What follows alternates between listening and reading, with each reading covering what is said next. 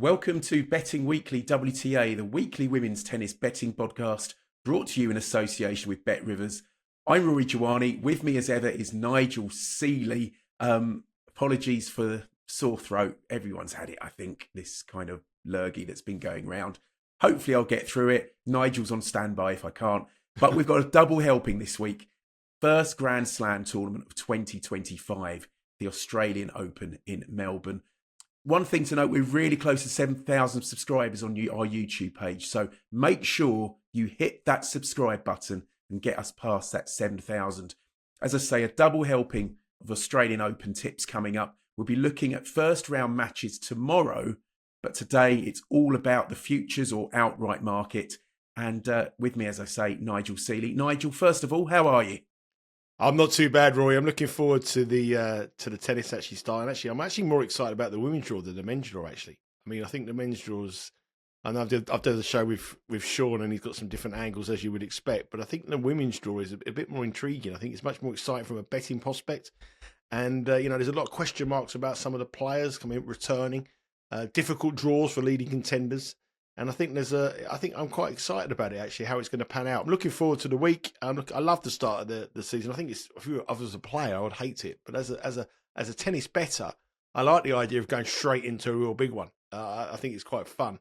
You don't want to be waiting around 3 or 4 weeks betting on these small tournaments and questioning motivation. You know straight away that the players are going to be trying. So, yeah, I'm looking forward to it. Unfortunately, the results for us on these shows haven't been that great at the moment. We have been picking 25 and 33 to 1 winners. So you would expect that, but this is where it all gets going for me. Looking forward to the matches as well. We're going to have some match bets as well. And looking at the Australian Open here, I've got a few little bits of advice and a little bits of bets that hopefully we can cash over the next fortnight. Absolutely. And judging by last week, I think we need to stop agreeing on selections. I think that's the way to go. I don't think any of our picks won a match between them. No. Last week. Just to sum up what's going on down under at the moment. In Adelaide, top seed Jessica Pegula's through to the final against Madison Keys. And in Hobart, it's McCartney Kessler against Elise Mertens. I'm not sure we can take too much from the draw. Obviously, Jessica Pegula getting through to the final. That's, for her first tournament of the year, that's not a bad start. But anything you think we can take from those? I was quite impressed with a couple of the unseeded players. I thought Aryna Sabalenka played well again. I never pronounced that girl's name well, but anyway, I thought she played well. I thought Putnetseva has been good this week. I know that she got beat by Pegula last night, but that was on the back of an epic match against Anna Schneider, which went on for ages and ages and ages, 7-6, 6-7, 6-4. So I quite like them. I think it's very hard to gauge because I think the top players don't.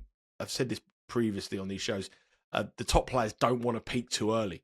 And for Pegula to win this tournament, she might regret it when it gets down to the business end because she hasn't been handed a favourable draw. So, not really many because not many of the big guns were in action last week, apart from Pegula, as you said. So I think it's quite an interesting one. That tournament as well, and Hobart as well, as we said before, that the unseeded player has a very good record. There's an unseeded player in the final against a number 2 seed. So I'd be betting the unseeded player in the final there. She got 20 times in 30 years the unseeded players won that tournament. So really, there wasn't massively much to take out of it. I think people have finely tuned themselves. They don't want to exert themselves too much. And a lot of the big guns decided to swerve the week before and get to Melbourne on the practice courts and sort out the conditions. Yeah, let's look at Melbourne. The Australian Open, in terms of court speed, which is one of the things we always look at, it's played almost identically to the US Open based on service hold percentages for the last couple of years. Last year, the service hold percentage was 66.8, which is, just a bit faster than medium pace. 60 is slow, 65's medium, 70's fast. I mean, the US Open last year was 68, Wimbledon was 70.4, Roland Garros is 61.9. So that's kind of where we are in terms of speed. Weather conditions, by Melbourne standards, it's not going to be all that hot at the start of the tournament. Fair bit of rain around on the opening day on Sunday, which will be late on Saturday on the East Coast. Maximum temperatures in the mid-80s Fahrenheit. That's about 30 Celsius. A bit cooler after that. We've got a scorcher on Wednesday, and then looks like a rainstorm Wednesday night, Thursday morning, and the temperature dropping to a bit chilly, 70 Fahrenheit. So could be interesting to see how the conditions affect things early on. Obviously, if we're looking at previous winners, Aryna Sabalenka, 2-time reigning champion. She beat Qinwen Zheng last year in the final. She beat Jelena Rybakina in the 2023 final. Ashley Barty defeated Danielle Collins in 2022. Naomi Osaka, she beat Jennifer Brady in the 2021 final. Sophia Kenin, she won in 2020, beating Garbiñe Muguruza. Osaka won her first Aussie Open in 2019, getting the better of Petra Kvitova. And in 2018, Caroline Wozniacki winning her only slam title. It's tended to suit the bigger hitters and bigger servers down the years. Inga Swiatek doesn't have a great record, for instance, although she did make the semis in 2022. Apart from that, she's not made it past round 4. Nigel, do you see anything to suggest that this year's going to be any different? I think we're probably looking at, we're looking at the bigger hitters and bigger servers, aren't we?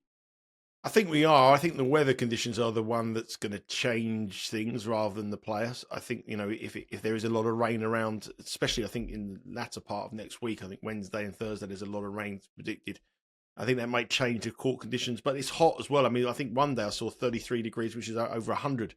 So it depends on whether I've been to tennis tournaments where they said it's going to rain all week, and I've got there and it's been glorious sunshine. I mean, the weather forecast we can take for this we've got to take it with a pinch of salt. But one thing I would say is that as the business end comes around, I expect the weather to improve and the best players to progress. I mean, always when you're looking at these draws, you're always trying to think, can we get the favourite beat? Can we get someone through at a big price? And when the draw came out yesterday, we're going to come on to it in a minute, the different quarters and the different bracket. I found it very, very hard to not really see where there's some potential slip-ups along the way, but I think it's going to be very hard to see where some of these players are going to get beat, because at the moment, the top players are on a different level than the group behind them. I do think the big servers will have an advantage. I think it will come down to experience. If we look at this tournament here, it is a tournament that does produce shocks. As you said, Kenin won it in 2020. We had Wozniacki. I know she was at the top of the game then, but it was her first major. We've had players in the final as well you would never expect. And going through the draw, it's one thing that surprised me. Out of 128 women in the draw, there's only 4 previous winners of this tournament. So it shows you that there isn't many people coming here who have performed well here and who have won this tournament. The only winners are Sabalenka, Osaka, Kenin, and Azarenka. And really, truthfully, you could put a line through 3 of them, and there's only one previous winner that you think got a chance, and that's the tournament favourite Sabalenka. So I think the cream will ultimately rise to the top, but are they betting propositions at the prices? That's the question. And on this show, we always highlight value, or try to highlight value. And I'll come on to some of the reasons why I don't think some of these players are, but you would expect them with the conditions and the way their game is playing that the top seeds will progress through to the latter stages. So let's have a look at the draw. And a great thing to report is that we've got quarter betting, which I absolutely love, which is where you bet on a player to win their quarter. Essentially, it's betting on the player to reach the semi-finals. So that's another, as well as the normal outright market, we've got the quarter betting as well. So we'll look at each quarter in turn. The top quarter obviously features top seed Aryna Sabalenka. Other names of note, Linda Noskova, seeded 29. She's up against recent Auckland winner Clara Tolson in the first round. That's a really intriguing contest. Brisbane finalist Polina Kudermetova, she's up against 23rd seed Magdalena Freck. Miran Draver's in there. She meets Marie Bauskova in round 1. 12th seed Deanna Schneider's also in Q1, so are Donna Vekic and last year's runner-up Qinwen Zheng, who's seeded 5. You can see the odds there. Aryna Sabalenka, the favourite at plus 143 to win the first quarter. Qinwen Zheng, plus 350. Mira Andreeva, plus 800. Deanna Schneider, plus 2,000. And it's $25 bar those. I guess the question here, can we get Aryna Sabalenka beat, Nigel? Well, I mean, we'll come on to the outright market in a minute, but if someone said to me now, if my life depended on it, who would win the Australian Open, the first answer I'll give you would be Sabalenka. But when you said to me, would I bet her at the price? I wouldn't bet her at the price, and I certainly wouldn't bet her at plus 143 to win this Q1. Sorry, can I just butt in there? It's minus 143. Oh, minus not 143. plus 143. I mean, well, even more so, I wouldn't bet her at. I wouldn't even bet her at minus 143.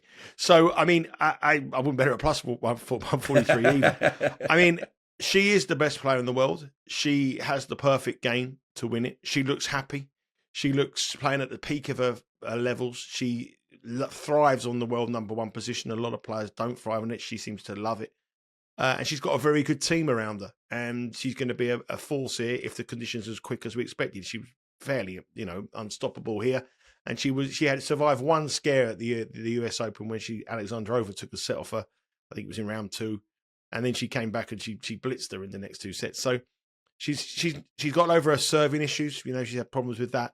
But this draw is probably as tough as it possibly can be for Sabalenka.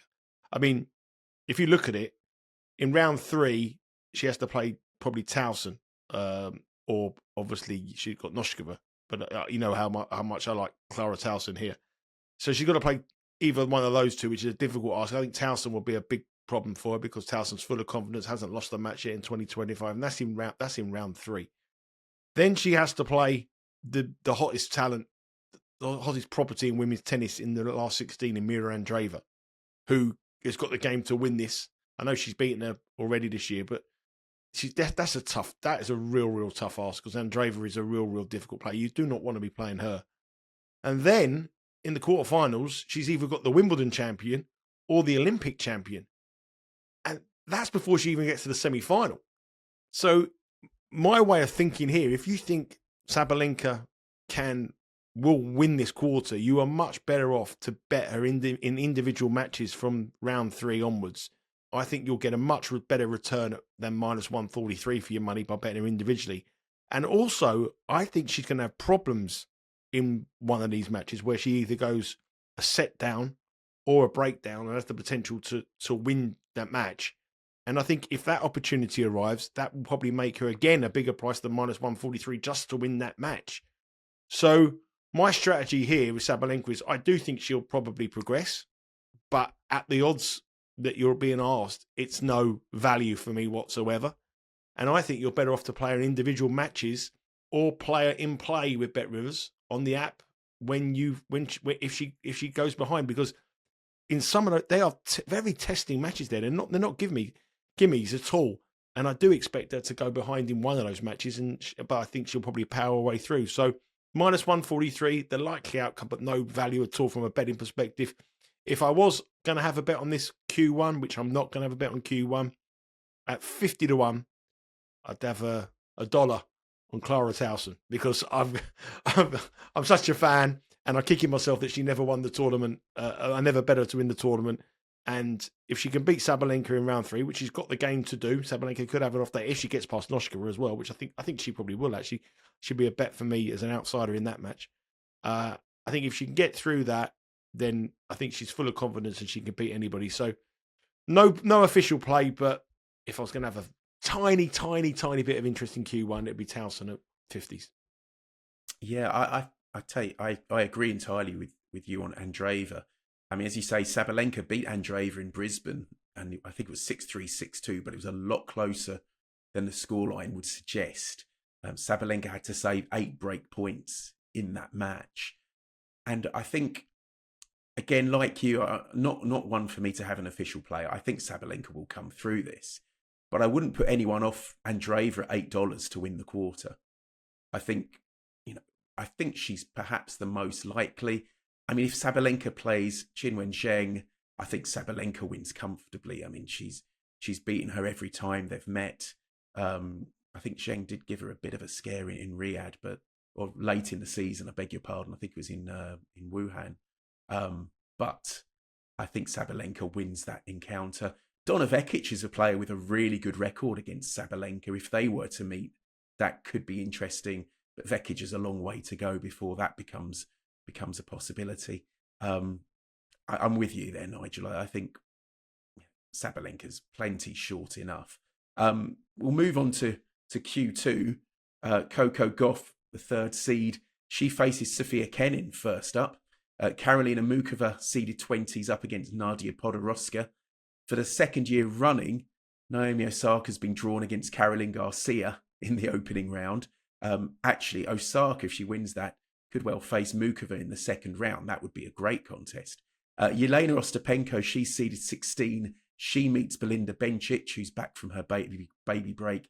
And Paula Badosa and Jessica Pegula are also in Q2. I think one thing, before we actually talk about the quarter odds, I mean, the big thing from the draw, the top half is a lot tougher than the bottom. Oh, yeah. Oh, it massively so. And we'll come on that with the outright picks as well. But it's the top half is absolutely stacked, and hence the reason why some of these fancy players represent no value to me, because it's so difficult, and they've been priced up as though they've got the cakewalk through to the semi-finals, which isn't the case at all.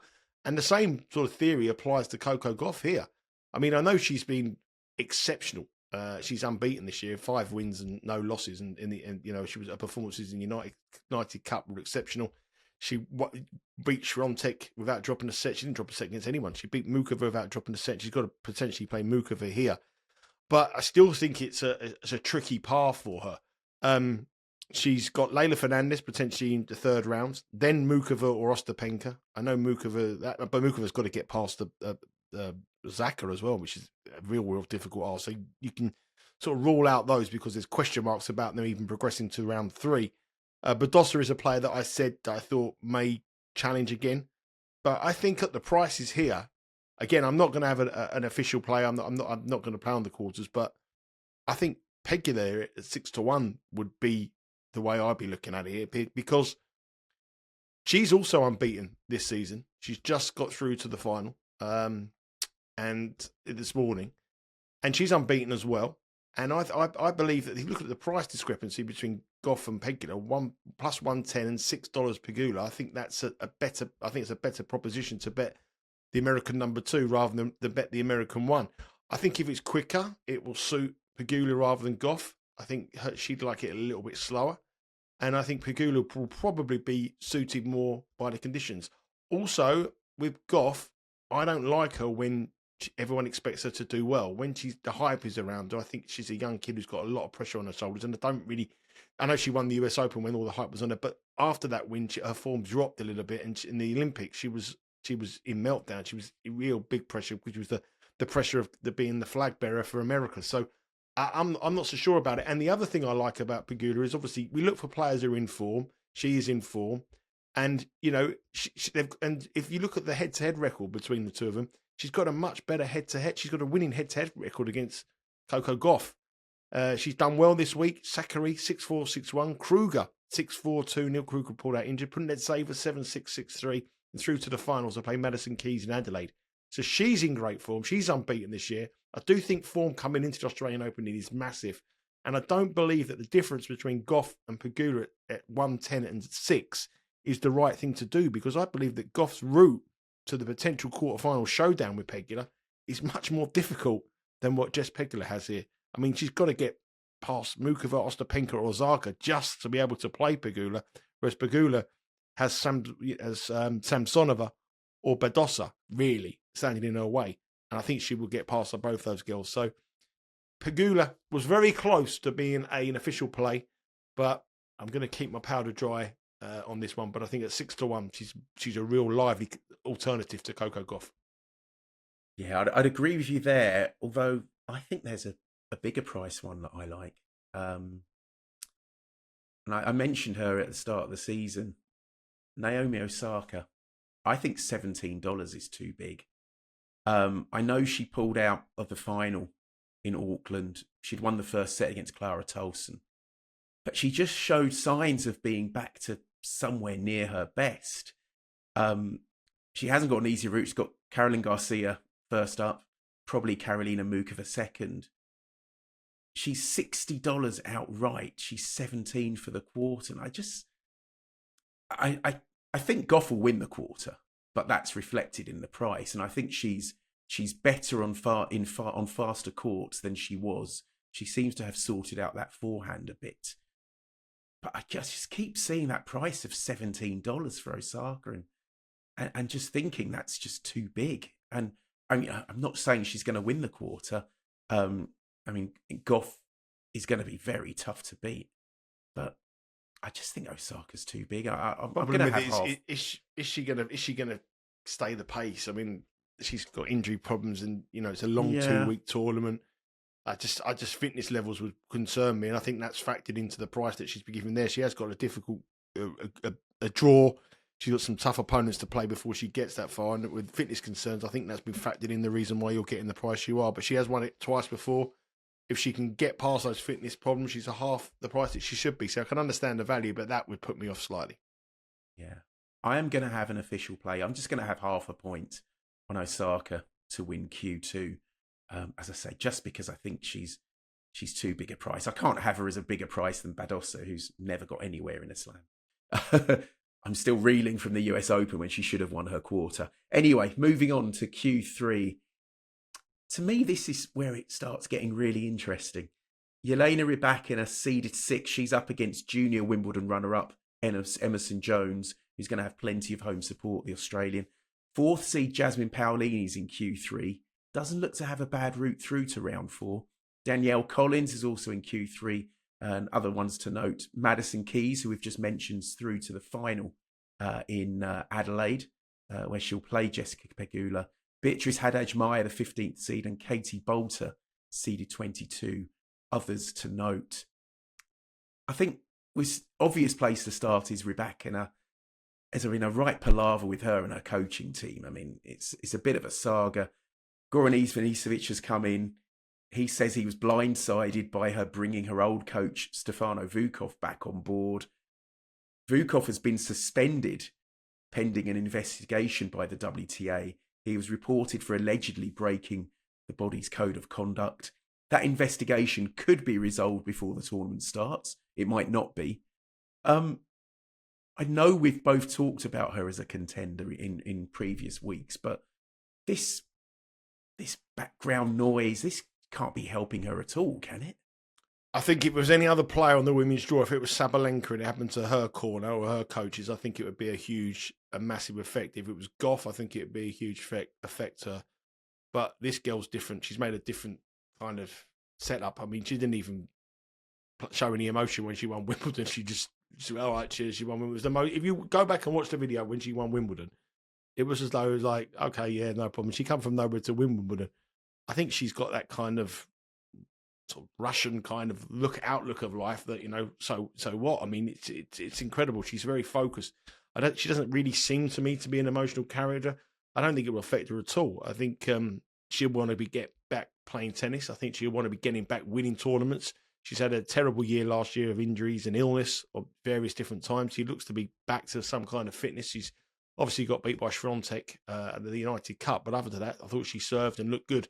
And I think having Goran Ivanisevic in your corner can only help what I believe is the best serve in the women's game. It can only make it better, having one of the best servers ever in your corner. That's got to be good. The only thing for me that worries me about Rybakina here, I'm not really that concerned about the coaching. I'm more concerned about the court speed. I want it to be boiling hot. I want it to be sweltering. I want it to be really fast. And the rain that's predicted and the few cloudy days and dropping temperatures will be a worry for me. So I think we need to get lucky on the scheduling if we're back in Rybakina. Paolini is a player that I was really impressed with last year. Unbelievable getting to 2 major finals. But I just think there's going to be some kind of regression from her this year. I can't see how she can keep maintaining that performances. I thought she was extremely fortunate, especially at Wimbledon, to make the final.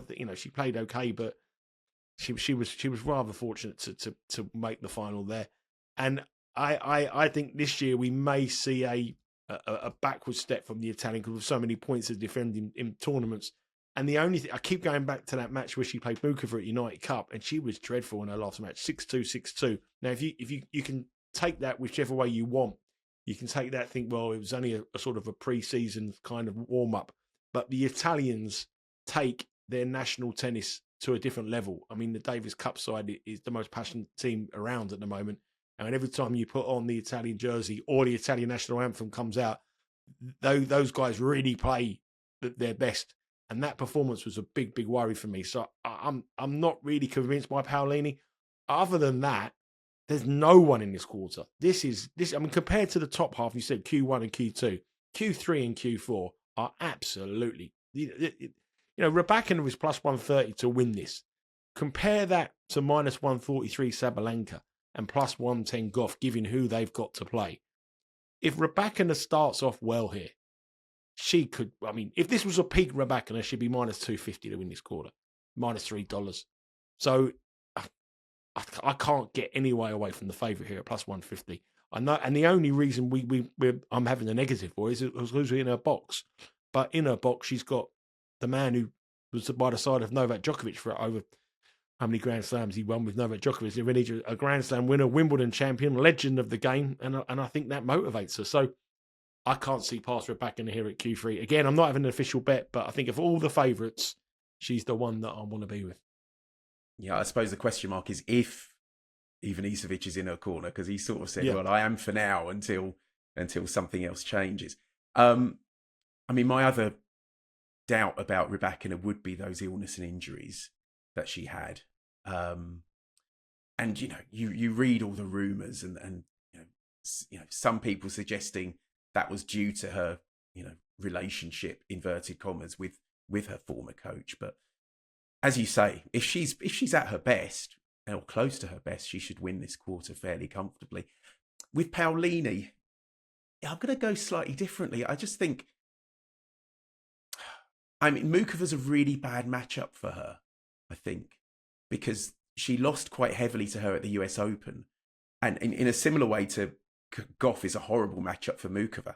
Gauff beats Mukova comfortably every time they play each other. And I think Paolini against Mukova is just a really bad matchup. I'm happy to sort of take that aside. Apart from that, she's been playing pretty well. And I with those doubts over Rybakina, I quite like Paolini for this quarter. I think she's held her form reasonably well. Yeah, she was probably quite fortunate to reach the Wimbledon final. See, Madison Keys got injured when they met. They're due to meet again, actually, I think, in round 4. With Keys, the injuries are always a question mark. She's playing this week. She's playing in the final tomorrow. Paolini, I am tempted by the $6. Enough to have a bet. I'm going to have a point on Paolini at $6. I think it's between Rybakina and Paolini. I mean, Collins hasn't shown anything yet this season, and neither of any of the other players in that listing with the odds. So I'm going to have a point on Paolini at $6 to win Q3. Q4, Swiatek minus 112. Who'd want to be betting that? It's we mentioned, she hasn't got a great record in Melbourne. She did reach the semi-finals a couple of years ago. She's got a tricky opener against Katerina Siniakova if the Czech's on a going day. Other players to mention in that Q4, Emma Raducanu's up against Ekaterina Alexandrova, who's seeded 26. 8th seed Emma Navarro's at the top of the quarter.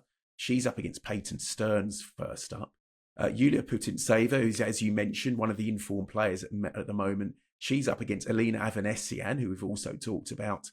Daria Kazatkina and Anna Kalinskaya are also in Q4. But again, this looks a really weak quarter, doesn't it, Nigel?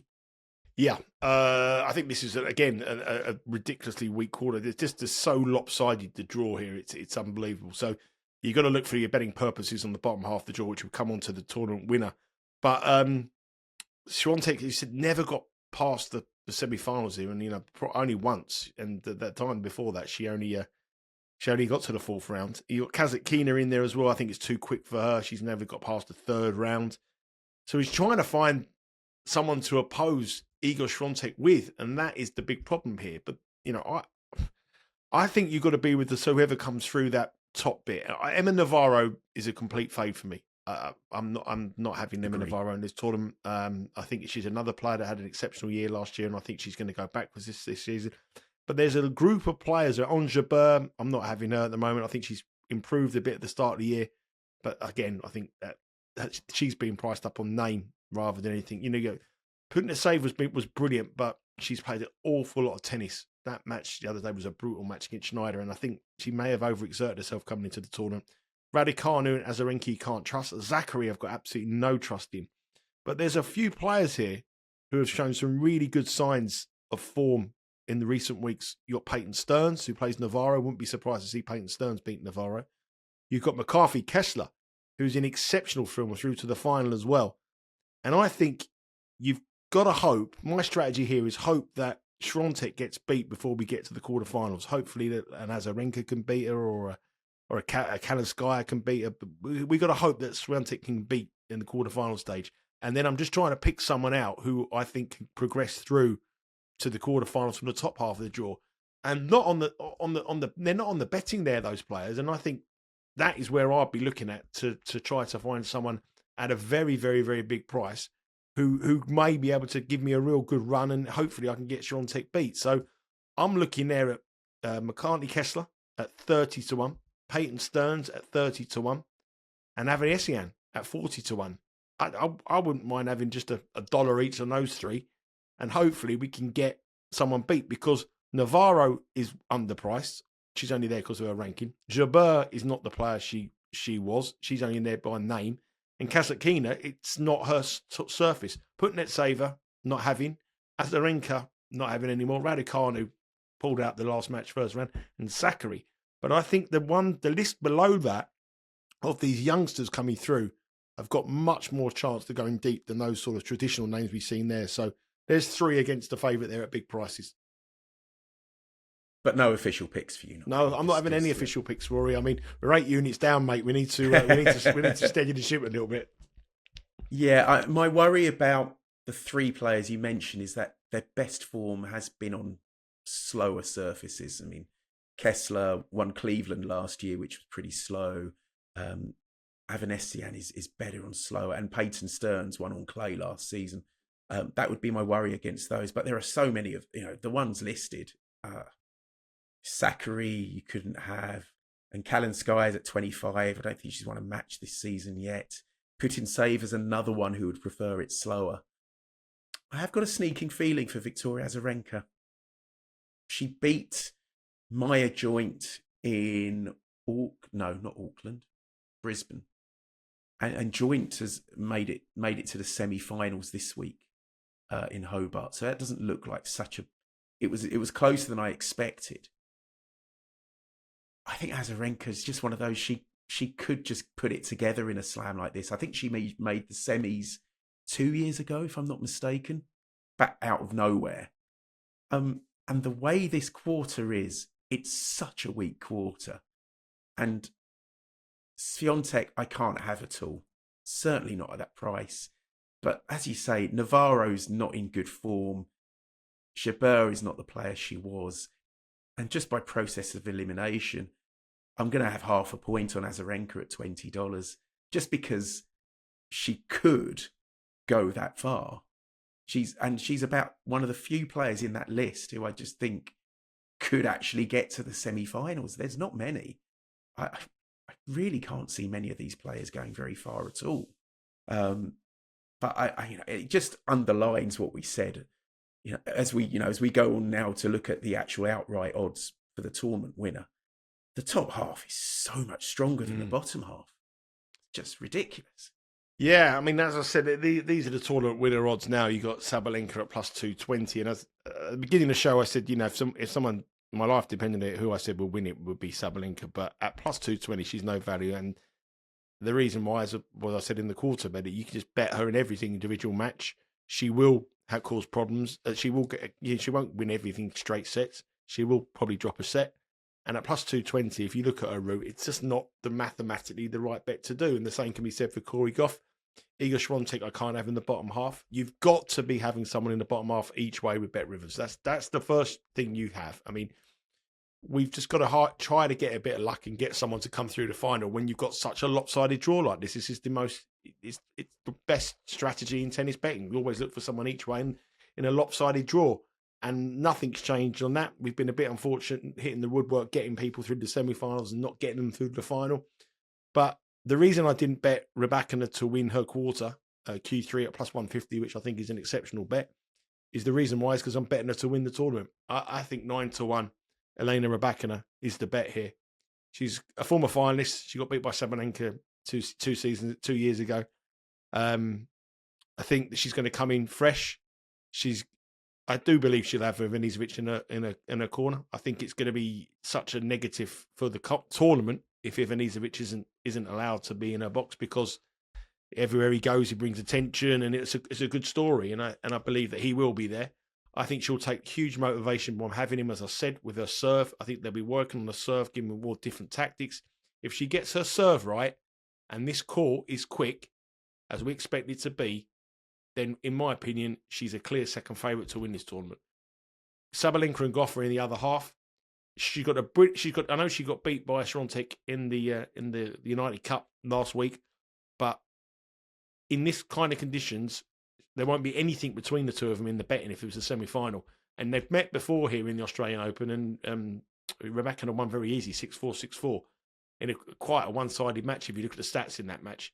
So I don't understand why Rybakina is $9 and Iga Swiatek is plus 450. I don't believe there's a double price. You're getting the same price as Iga Swiatek to win it as you are with Aryna Rybakina just to get to the final.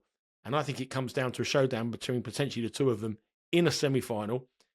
And I think it can probably be not far off a 50-50 call if they got to the semi-final. And the reason why I'm saying that is because if you're a market maker or a trader on tennis, you start off with a preconceived idea how these players are going to go, and you have a rating. I have a rating system which I use.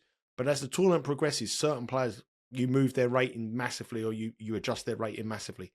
And Aryna Rybakina will be one of those players that starts with quite a low rating, but if she starts serving those bombs and she's blowing people away, then her rating will be sky high. And we could go into a match with Swiatek where it's not going to be far off a 50-50 call. So I think you've got to be the bottom half. I don't trust anybody else in that bottom half of the draw. I'm prepared to give a chance to the best server in the world on the women's game, with the best ever server on the men's game, potentially one of the best ever servers in the men's game, working with her in quick conditions on a tournament she's done well before, got to the final. I think if she's fit, if she's serving well, the only person I'd be worried about in the draw is Sabalenka. So we know that Sabalenka's got a tough route. So yeah, I'm very happy with Aryna Rybakina each way at 9-1 with Bet Rivers. It's my only bet of the tournament for this. It's 1 point each way. But you know, that is the reason why I won't play her at plus 150 to win the quarter, because I'm going to go on her to win the event. Looking else for outsiders, I mean, I was trying to find someone in the bottom half of the draw that I could give you a big price that I think potentially would come through, but it's very, very difficult because I think Paolini's the one that who people will look at, but I just think to myself, I'm just worried about the court speed, and I do keep having that Mukova match in my head. And so for that reason, just the one bet for me, Aryna Rybakina at 9-1 each way with Bet Rivers, 1 point each way to win the women's singles at the Australian Open. Yeah, and as you've probably expected, given my discussion of Q3, I'm going for Paolini each way for the outright as well. On the same logic, you know, that you've got to look for someone in the bottom half. The top half is a minefield. The two players who probably will come through the top half, Sabalenka and Gauff, are too short. Gauff has actually drifted a bit, so I think she was plus 350 yesterday, and now she's out to plus 450. I think that's to do with the form of Pegula that makes, you know, Pegula's form makes her route into the quarterfinals. I mean, just Pegula, if she was in the bottom half of the draw, she would be someone who'd be interested in me. But all those big names, look at it: Sabalenka top half, Gauff top half, Swiatek bottom half, Rybakina bottom half, Sheng top half, Mukova is in the top half as well, isn't she? Yeah, Andreeva top half, Pegula top half, Paolini bottom half. I mean, it's a pretty obvious play, I think. I mean, I think a lot of Shrewdies will bet Swiatek and Rybakina each way. I think that's what they'll be played, but I think the Swiatek price is wrong, and the Swiatek price is too short, and the Rybakina price is too big, and I think the two of them should be around about 650, 750, the pair, really. Yeah, I agree with you in that the bottom half is the way to go at an each way price. But yeah, for me, it's half a point on Paolini at $40. Hopefully she can repeat the trick she did for us at Roland Garros and get to the final. Yeah, I think the speed will be interesting because obviously the quicker it gets, the more in favour of Rybakina. But if it isn't that quick when they meet, and I think they would meet in the quarterfinals, then I think Paolini would have a chance. She does play particularly well against big servers. She's got a good record against Sabalenka, always takes a set off her. And I would fancy her chances if they met, providing it wasn't too quick. But as you say, when you look at the outright market and see how many of those players, the shorter price players, are in the top half, you've got to go bottom half in this tournament. Absolutely. Mm-hmm. Definitely. That's definitely strategy. And the beauty of that fact is that Bet Rivers offer the each way market as well. And half the odds 1-2. And this is a tournament that is set up perfectly. And hopefully we can get one of them through. Hopefully it's Rybakina, not Paolini. But hopefully for the show, we'll get one of them through to the final and we'll cash. And we'll see how we go. And along the way, we could get Sabalenka or Gauff beat as well because, like I said, they're going to run into some real top-class players, whereas our paths in the bottom half, they sure look a lot easier. They certainly do. Well, thanks, Nigel. That's the Betting Weekly WTA look ahead to the Australian Open outrights. We'll be back again tomorrow to look at the first round matches, and hopefully we'll have some nice winners for you there as well. But Nigel, plenty more on Because We Win, and of course you're with Sean looking at the men's tournament. Yeah, Sean with the men's. We've got Betting Weekly live every day, all the way through the tournament. I know you're on a couple of days next week. I'm on as well, scheduled. We're doing a lot of tennis talk every day at 11 o'clock Eastern time, 4 p.m. in the UK, live with one of the handicapping team. And then over the next 2 weeks, tennis will be really very heavily covered here. We've got 2 shows a week with yourself and 4 shows with Sean. So 6 tennis shows each week over the next fortnight here, plus all the content on Betting Weekly, on the Betting Weekly live show as well. And as Rory said, please subscribe to the download. Amazingly, something like 45% of the people who watch this show don't actually subscribe. It's so simple. Just press that button. If you're liking the content, please help us out by subscribing because it helps for everything. Give us a like, give us a comment at the bottom of the comment section. Put down what you think. One of your picks. What do you do? Agree with me? You Team Seeley, Team Jiwani, whichever you want to do. Let us know your thoughts. And keep subscribing, keep following, keep giving us a comment and making us the biggest and fastest growing sports betting, tennis and football YouTube channel out there. Absolutely. Can echo that enough, and make sure you follow us on the socials at Because We Win on X, Instagram, and pretty much everywhere else you could find us. We'll be there and hopefully giving you some winning tips. Back tomorrow, as I say, to look at the first round matches in Melbourne. But that's it for now from Betting Weekly WTA. Good luck with your picks. Let us know your picks on social media, and hopefully we can have a good tournament. Cheers. Speak to you soon.